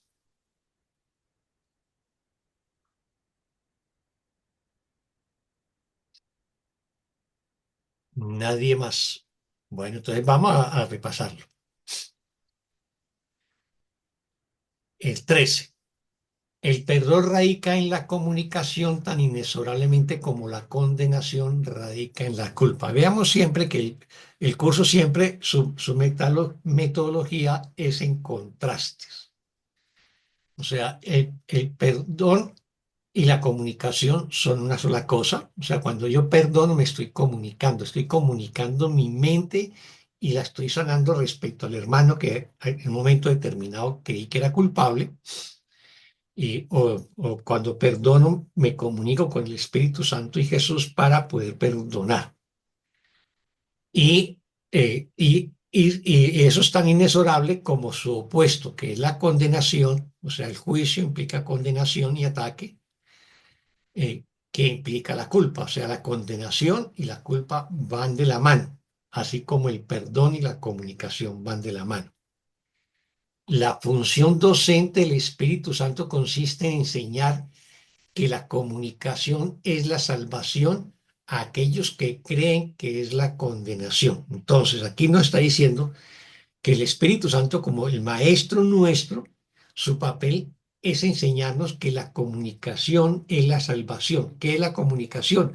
Unir mi mente con la del Espíritu Santo, unir mi mente con la mente de mi hermano, ¿no? Y a través de esa unión de mentes es que perdono.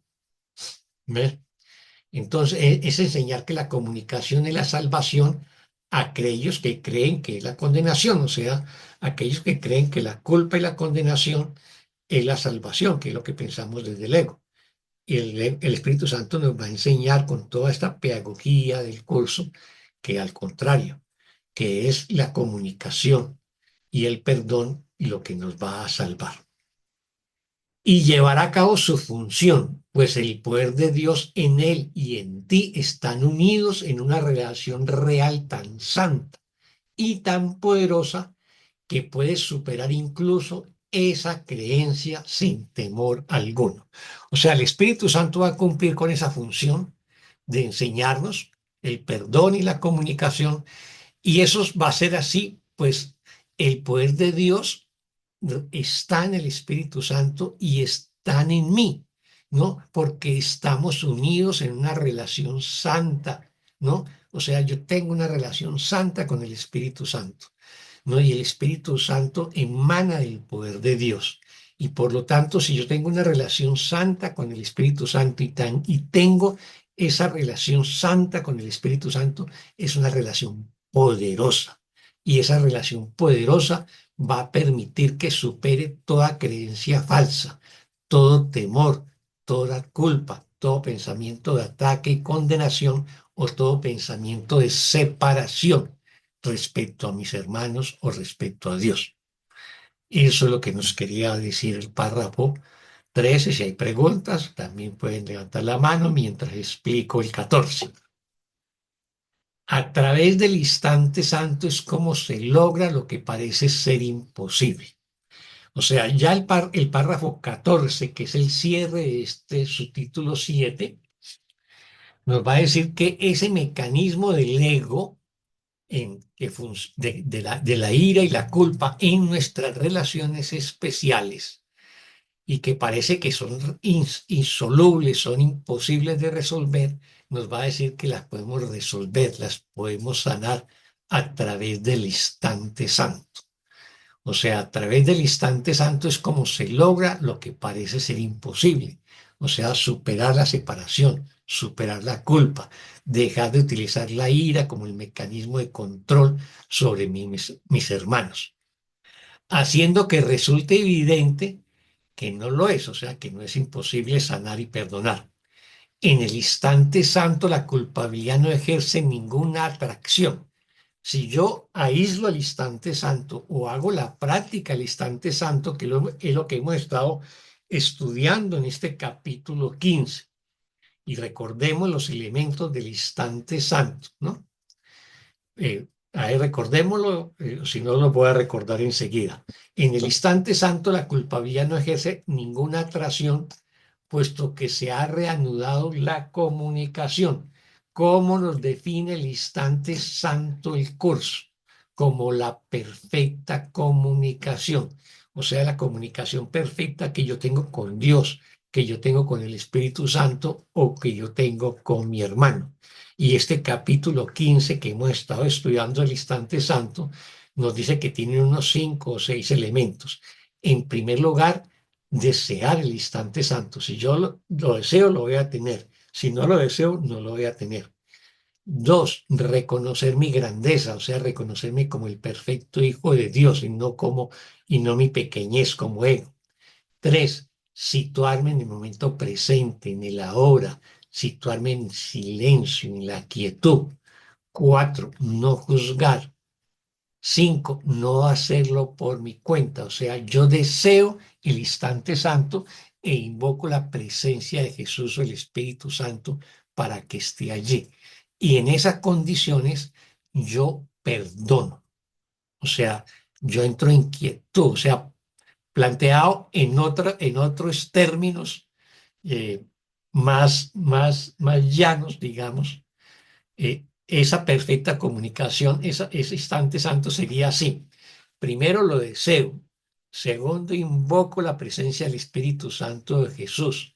Tercero, me reconozco como el perfecto Hijo de Dios. 4, entro en quietud y en el silencio, en el ahora.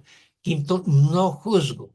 Y en ese espacio, ¿no?, que he creado, que el curso llama practicar el instante santo o aislar el instante santo, entonces yo perdono, le entrego esos conflictos, ¿no?, esos resentimientos, esas rabias, esos pensamientos de ataque que tengo contra un hermano, se los entrego al Espíritu Santo y Él verá qué hace con ellos. Yo lo único que planteo es que no los quiero sostener más, que los quiero soltar, que los quiero abandonar porque no representan mi verdad, no representan el amor que soy. Ese es el instante santo que nos está hablando. Entonces, nos va a decir que en el instante santo la culpabilidad no ejerce ninguna atracción. ¿Por qué? Porque se la estoy entregando al Espíritu Santo. Y la culpabilidad, cuyo único propósito es interrumpir la comunicación, no tiene ningún propósito en él. O sea, dentro del instante santo, en la práctica del instante santo, o ese instante santo que yo he aislado, ahí no hay cabida para la culpabilidad. No hay nada en el instante santo que esté oculto, ni hay en él pensamientos privados. Yo le entrego esos supuestos pensamientos privados al Espíritu Santo y le digo, ayúdame a sanar mi mente que está enferma. Le entrego estos pensamientos de ira y ataque que yo tengo contra este hermano, contra esta hermana, contra este líder político, contra este gobernante, contra el vecino, contra la vecina. Le entrego toda esa basura mental y se la entrego ahí al Espíritu Santo en ese instante. Luego nos dice, por eso ahí en el instante santo no hay pensamientos privados, porque es un instante de amor, de paz y de plenitud y de perfecta comunicación con el Espíritu Santo. El estar dispuesto a entablar comunicación atrae la comunicación y supera la soledad completamente. O sea, al estar dispuesto yo a entablar la comunicación con el Espíritu Santo o con mi hermano, la comunicación de las dos mentes, voy a traer la comunicación verdadera con mi hermano, con el Espíritu Santo, y por lo tanto el miedo a la soledad desaparece. Ahí el completo perdón tiene lugar, o sea, en el instante santo es donde tiene lugar el verdadero perdón. Pues no hay ningún deseo de excluir a nadie de tu complexión, o sea, de tu completud, de sentirte completo, íntegro, ¿no? Porque yo no estoy excluyendo a ningún hermano, no estoy condenando a ningún hermano, no estoy atacando a ningún hermano. Los traigo a mi mente y los abrazo, les doy el abrazo del amor, de la paz, ¿no? De la felicidad, le deseo la misma felicidad que deseo para mí. Al reconocer de súbito cuán importante es el papel que todos desempeñan en ella, porque yo en el instante santo me reconozco como una únicamente, el Hijo de Dios. Y todos esos hermanos y hermanos que veía como cuerpos y como mentes separadas, las voy a reconocer como la única mente, la filiación, la mente del Hijo de Dios que se cree separada. Por eso todos están en el instante santo, no se excluye a nadie bajo la protección de tu plenitud. O sea, yo en el instante santo me reconozco mi grandeza, me reconozco como el Hijo de Dios, pleno, completo, íntegro. Entonces, estoy protegido por mi plenitud. Entonces, bajo la protección de tu plenitud, se invita a todo el mundo y se le da la bienvenida a todo el mundo. O sea, todos mis hermanos son bienvenidos en ese espacio de instante santo que yo he aislado o estoy practicando. Invito a todos mis hermanos y le doy la bienvenida a todos mis hermanos. Y comprendes que tu complexión es la de Dios. O sea, yo comprendo que esa plenitud mía es la misma plenitud de Dios porque soy el Hijo de Dios, cuya única necesidad es que tú estés completo.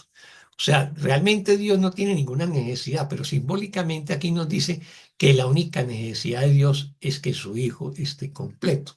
O sea, deje de creer que está separado y que se siente incompleto. Pues tu complexión hace que cobres conciencia de que eres suyo. O sea, mi completud hace que yo cobre conciencia que yo soy el Hijo de Dios, vivo en Dios y me muevo en Dios. Y en ese momento es cuando te experimentas a ti mismo tal como fuiste creado y tal como eres. ¿Y cómo fui creado? Como espíritu. ¿Y cómo soy realmente? Como espíritu. ¿Y cómo soy? Pues unido a mi Creador, en un solo ser, en un solo amor. He dicho. ¿Alguna pregunta o comentario? Prendo la luz, poquito. Muy buena, muy buena. Muy buena la explicación, Oscar. Gracias. ¿Les quedó alguna inquietud o pregunta? comentario, nota de pie, página, fe, ratas o algo similar. No, Eh, excelente. Oscar, Sí, si usted me hiciera el favor de recordarme, es que yo en esa sesión no estuve, de recordarme dónde están los elementos del instante santo, de esos que eso son está en la página en las páginas primeras del capítulo 15. en el capítulo 15, va escribiendo el instante santo, entonces va estableciendo en cada sesión un tema. Ajá, ok, Espérate, lo busco en el índice del- espérate, lo busco en el índice. lo tengo Dame un segundo. 300. Y entonces cada sesión es un elemento del instante santo, ¿no? Ok, ok, Espérate, entonces dice la grandeza en contraposición a la pequeñez, ¿no? Entonces ese es un elemento del instante santo. de Eh, contraste, ajá, Espérate un momentico, 14. Entonces, en primer lugar, los dos usos del tiempo, que es la introducción, ajá, el primero entonces dice que el tiempo, pues, cómo lo utiliza el ego y cómo lo utiliza el Espíritu Santo, y entonces lo que hacemos con la quietud y el ahora es utilizar el tiempo para sanar y perdonar. Luego nos va a decir qué es lo que es la parte de quietud, silencio y la hora. Luego nos dice el final de las dudas que tiene que ver con eso, de tener la certeza de que estoy guiado por el Espíritu Santo y que no de tener miedo ni duda. Luego el 3 ok, dice la pequeñez en contraposición a la grandeza, o sea, yo tengo que reconocerme como el perfecto Hijo de Dios, no como un ser, un pecador culpable y merecedor de castigo, que es lo que nos sentimos y lo que nos hace sentir, digamos, toda la cultura pues, del pecado original y el sacrificio, el sufrimiento. Luego nos dice la práctica, el instante santo, en la 4 es cómo practicarlo, cómo ajá, aislarlo. Y entonces ahí nos dice que nosotros no hemos todavía experimentado el verdadero instante santo. Y ese instante santo verdadero eh, nos lo describe como una experiencia de una luz tan potente, tan brillante, que nos cega los ojos y nos impide ver el mundo. O sea, es una ujú, luz tal que ya no podemos ver el mundo. Y entonces, ¿a quién vemos? Pues a Dios o al Espíritu Santo, ¿no? Al Espíritu que somos. qué Eh, hermoso Luego, llegar ahí. pero que mientras lleguemos a ese instante maravilloso, pues nos habla de practicar el instante santo o de aislarlo. Y entonces para Ujú, aislar o practicar el instante santo están esas 5 o 6 elementos que lo constituyen. ¿Ven? Y de así lo acuerdo, vamos sacando del, eh, del texto de hasta cada llegar sesión, hasta donde estamos avanzando, que es el sacrificio innecesario. O sea, a lo de largo acuerdo, del texto están esos elementos.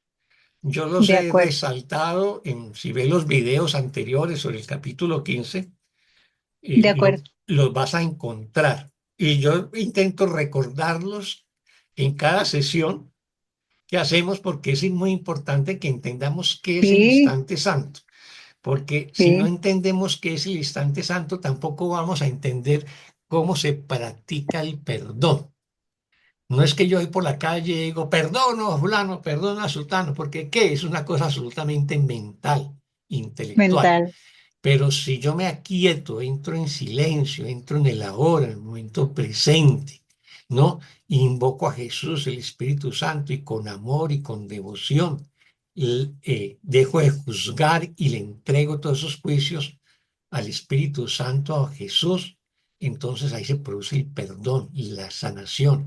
Uno mi mente con la de mis hermanos o con del Espíritu Santo. Ahí se produce la sanación.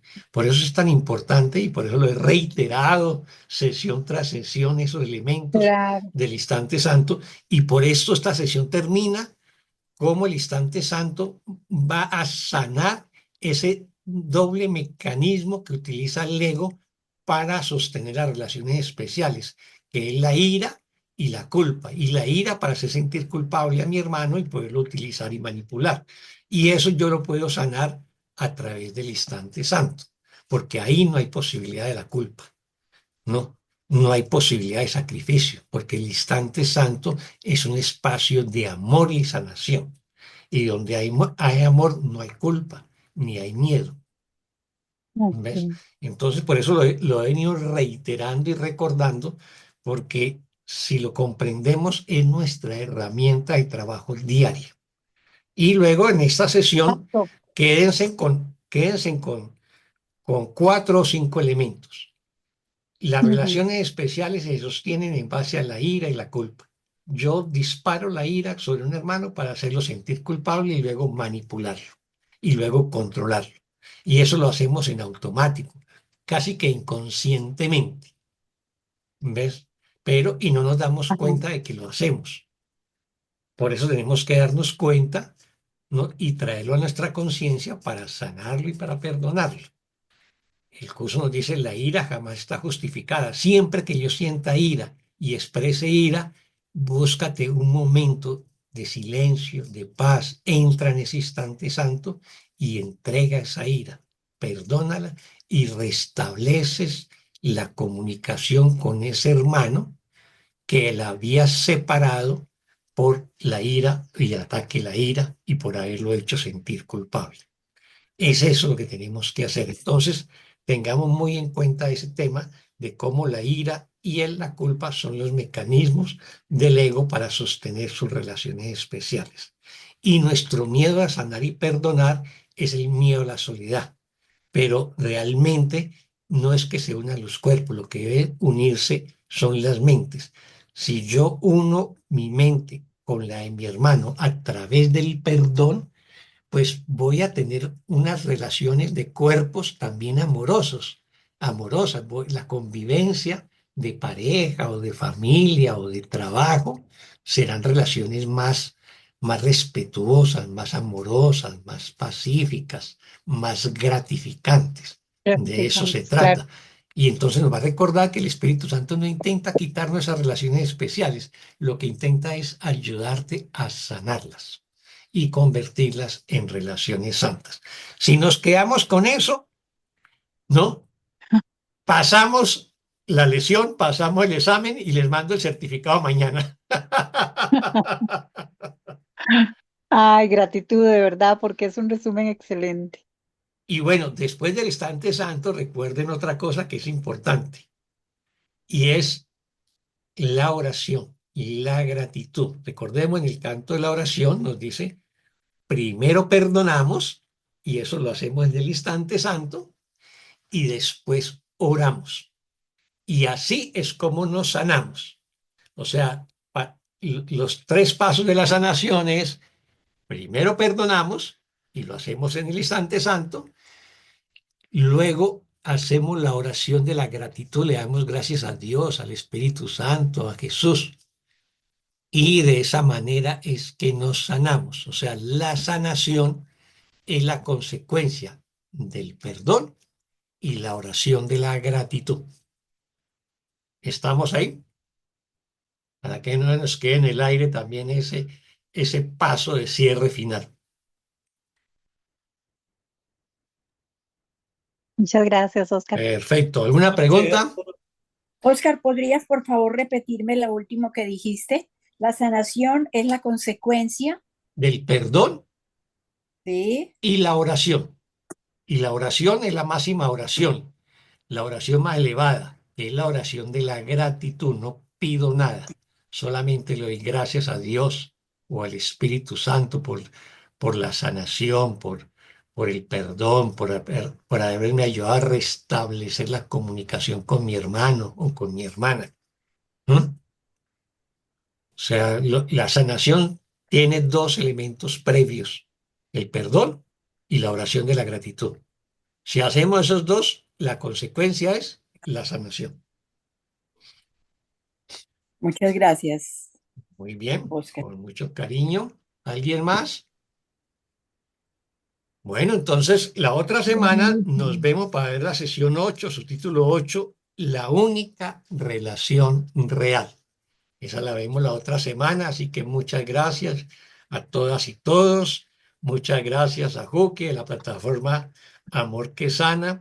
Apoyémosla y fundamos esta plataforma, que es el mecanismo que tenemos para, pues, conocer las enseñanzas de Jesús y el Espíritu Santo.